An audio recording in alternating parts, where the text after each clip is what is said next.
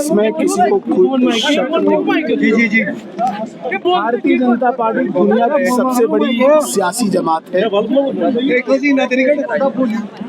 और जिस कश्मीर में दो परिवारों ने झूठ बोल के भारतीय जनता पार्टी को कश्मीर की जनता से अछूता रखा था, आज भारतीय जनता पार्टी की पॉलिसी से मुतासिर होके, प्रभावित होके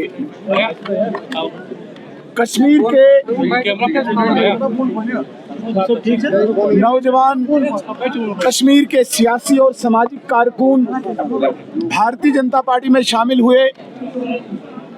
इससे ये साबित होता है कि भारतीय जनता पार्टी का एक्सेप्टेंस कश्मीर में भी बढ़ रहा है और वो दो परिवार, खासकर अब्दुल्ला परिवार बेनकाब हो रहा है, जिन्होंने कश्मीर के साथ धोखा और फरेब किया, झूठ बोला, कश्मीर को लहूलुहान किया। आज उस अब्दुल्ला परिवार को कश्मीर की जनता रिजेक्ट कर रही है। यह भारतीय जनता पार्टी की सबसे बड़ी सफलता है, सबसे बड़ी कामयाबी है। सुनील जी, जिस तरह से आपने कहा कि जो सीएम साहब ने 24,000 जॉब्स क्रिएट करने का अनाउंस, मैं ये बात वादा करना चाहता हूँ, मैंने कल असेंबली में भी सीएम साहब से सवाल पूछा था कि 180 दिनों में 1 लाख की नौकरी देने का वादा करने वाला चीफ मिनिस्टर इस बात पर जस्टिफिकेशन दे रहा है कि 24,000 नौकरियों को बेच दिया गया, आउटसोर्स किया गया। एक गरीब बच्चा जिसके माँ बाप ने मजदूरी मेहनत करके उसको पढ़ाया है, वो इंतजार कर रहा है कि कोई अखबार में, मीडिया में एडवर्टीजमेंट निकलेगी, फॉर्म भरा जाएगा, एग्जाम होगा, इंटरव्यू होगा। उस बच्चे के सपनों को चूर चूर करने वाली उम्र सरकार ने 24,000 नौकरियां एक कंपनी को देके आउटसोर्स कर दिया। ये जम्मू कश्मीर के नौजवानों के साथ बहुत बड़ा धोखा है। जम्मू कश्मीर के नौजवानों के सपनों को चूर चूर करने वाला ये डिसीजन है। मैं अभी भी आगाह करता हूं जम्मू कश्मीर नेशनल कॉन्फ्रेंस सरकार को, इस ऑर्डर को रोल बैक कीजिए, otherwise you have to face the heat of youth of Jammu and Kashmir. Jammu Kashmir के नौजवानों की हीट का फेस करना पड़ेगा आपको। हर गली चौराहे में आपको सवाल पूछा जाएगा कि 1 लाख की नौकरी का वादा करने वाला उमर अब्दुल्ला 24,000 नौकरी किसको देने जा रहा है। जी, जो रवैया रहा है चीफ मिनिस्टर का, क्योंकि पहले डेलीवेशन तो था कि फिर कल जो है आप तीन वाक्य मैं आपके सामने स्पष्ट करना चाहता हूँ। उमर अब्दुल्ला साहब इतने फ्रस्ट्रेट हो गए हैं, इतना एरोगेंस, इतना तकब्बुर, इतना घमंड, पहले तो अनपार्लियामेंट्री डेरोगेटरी वर्ड्स का यूज करके उस चीफ मिनिस्टर की कुर्सी को ही तार तार कर दिया, सवालिया निशान खड़ा कर दिया। इस प्रकार के अल्फाज असेंबली में बोलना कि जूते मारे गए।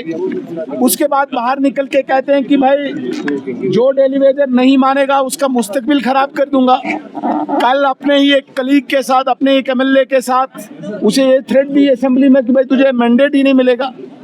तो ये फ्रस्ट्रेशन है, ये लोगों के साथ किए गए धोखे को आज जब जनता सवाल पूछ रही है तो उमर अब्दुल्ला साहब पहली बार मुझे लगता है कि कटघरे में खड़े हो गए हैं। आज तक इनके झूठ का पर्दाफाश नहीं हुआ था। Bharatiya Janata party principal opposition party होने के नाते इनको बेनकाब करेगी, इनको पर्दाफाश करेगी, खासकर उस एम्प्लॉयमेंट पर, उस रोजगार पर जिस रोजगार के लिए इन्होंने वादे किए थे और जिस रोजगार के लिए नरेंद्र मोदी जी ने सेफ्टी ऑफ लाइफ दी है कश्मीर में।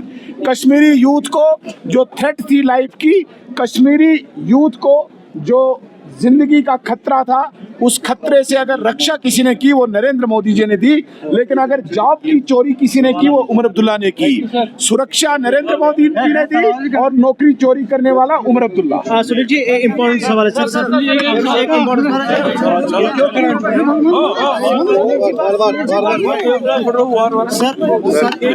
सवाल है, जो डोनाल्ड ट्रंप ने 10% टैरिफ जो है आयद करने का ऐलान किया है डोनाल्ड ट्रंप, क्या कहेंगे आप? मैं एक बात पे बड़ा यकीन रखता हूँ। मैं जम्मू कश्मीर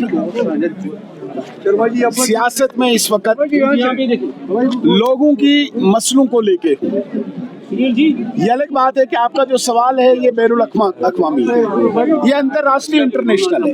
इस पे हमारा मिनिस्ट्री ऑफ एक्सटर्नल अफेयर्स, हमारी नेशनल पार्टी है, हमारे दिल्ली से भी प्रवक्ता लगे हैं। इसलिए जो अंतर्राष्ट्रीय जो इश्यूज हैं, मैं कोशिश करता हूँ कि जो दिल्ली में बैठे हमारे प्रवक्ता लाइन लेते हैं, हम उसी का समर्थन करें। महबूबा मुफ्ती ने सख्त तनकीद की है यूएस ट्रेड को लेके, कहा कि कश्मीर का हॉर्टिकल्चर जहाँ पे महबूबा मुफ्ती जी को जम्मू कश्मीर के नौजवानों की बात करनी चाहिए थी, जहाँ पर जम्मू कश्मीर में महबूबा मुफ्ती जी को सरकार से सवाल पूछने चाहिए थे, वो चलिए आप दिल्ली से लड़ने के लिए।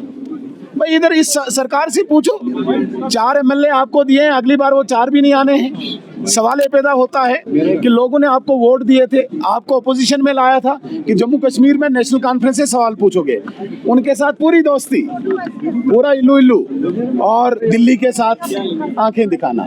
तो ये मुझे लगता है कि ये इनके दोहरे चरित्र को, ड्यूअल कैरेक्टर को बेनकाब करता है। कश्मीर की जनता, मुझे आज कहने में परहेज नहीं है, याद रखना, बीजेपी पे यकीन रख के इन दोनों परिवारों को सबक सिखाएगी। सुनील जी अपोजिशन भी नहीं कह रहा है सरकार को, जिस हिसाब से बयान अपोजिशन की तरफ से, असेंबली में हम ऐसा नहीं देखा अपोजिशन। चलो अच्छा, क्या होना चाहिए था जो नहीं हुआ? सवाल पूछा गया कि भाई तुमने जो वादे किए थे, जिसमें आपने कहा था 200 यूनिट बिजली, कोई जवाब नहीं। जिसमें कहा था 10 किलो राशन, कोई जवाब नहीं। जिसमें कहा था 12 सिलेंडर, कोई जवाब नहीं। जिसमें कहा था 1 लाख नौकरियां, कोई जवाब नहीं। एम्प्लॉयमेंट पे मैंने कहा 24,000 नौकरियां बेच दी, कोई जवाब नहीं। हमने कहा कि कश्मीर को लहूलुहान किया, आपने दिल्ली के साथ अपनी पूरी दोस्ती रखी और कश्मीरियों के लिए उन्हें हराम बना दिया। जो कश्मीरियों के लिए हराम, वो उमर अब्दुल्ला के लिए हलाल कैसे हो सकता है? इस पर कोई जवाब नहीं। मैंने 13 जुलाई पे पूछा कि महाराजा के विरुद्ध द्रोह करने वाले अगर सो कॉल्ड आपके मार्टियर्स हैं, तो आपके दौर में जो आपके खिलाफ बगावत करने वाले, आपने एक रिपोर्ट तैयार की जिसमें वामिक और तुफैल मत्तू को आपने कहा कि ये बगावत करने वाले सरकार के खिलाफ, इन पर गोली चलाई गई, उस पर कोई जवाब नहीं। स्पेशल स्टेटस का सवाल पूछा कि जो वर्ड ही नहीं है, कोई जवाब। आप मुझे बताइए, आपको क्या लगा, क्या पूछना चाहिए था, बताइए जरा।